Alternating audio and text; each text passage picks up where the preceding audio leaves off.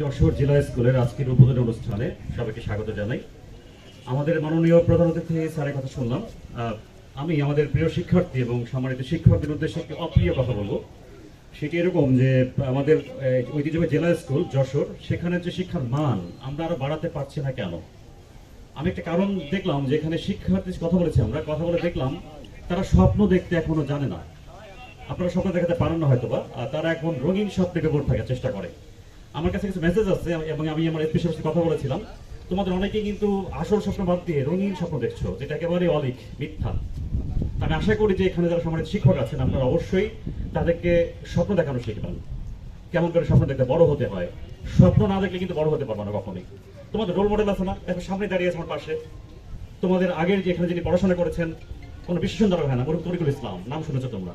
এই মডেল আছে, তারপর তোমরা কেন ওরকম করে স্বপ্ন দেখতে পারো না? অনেক ক্ষেত্রে আমি দেখেছি তোমরা ক্রীড়াতে অনেক ভালো করেছো, খেলাধুলা ভালো করেছো, কিন্তু শিক্ষার ক্ষেত্রে আমার যে অবজারভেশন গত কয়েক বছরে আমরা খুব একটা উপরের দিকে যেতে পারছি না।